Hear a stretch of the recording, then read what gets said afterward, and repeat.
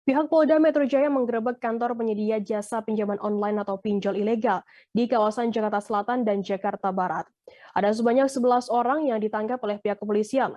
Ke-11 orang tersebut mengoperasikan sebanyak 58 aplikasi pinjaman online ilegal.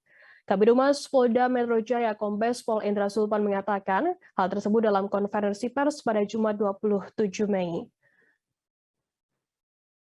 Rentetan pengungkapan kasus tersebut dimulai sejak Maret hingga Mei 2022. Dari ke-11 tersangka, 2 diantaranya berperan sebagai manajer dan leader yang menjalankan bisnis ilegal peer-to-peer lending.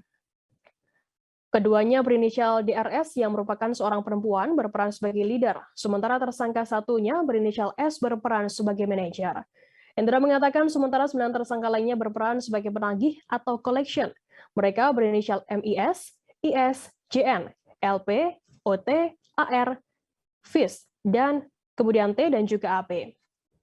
Para pelaku tersebut menagih utang dengan cara mengirimkan pesan singkat melalui WhatsApp.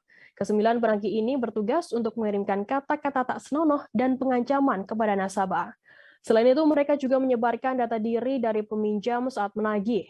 Hal tersebut dilakukan agar para peminjam segera melunasi tunggakannya. Sementara itu 58 aplikasi pinjol yang dijalankan kini telah ditutup oleh pihak kepolisian bekerja sama dengan Kementerian Komunikasi dan Informatika. Direktur Reserse Kriminal Khusus Polda Metro Jaya Kombes Aulian Syahlubis mengatakan, akibat praktik pinjol tersebut, para korban mengalami kerugian hingga 2,5 miliar rupiah.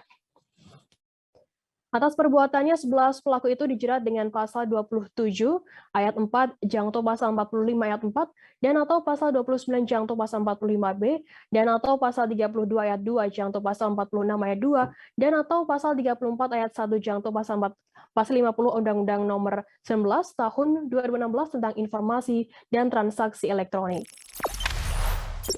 Jangan lupa subscribe, share, komen, dan like ya.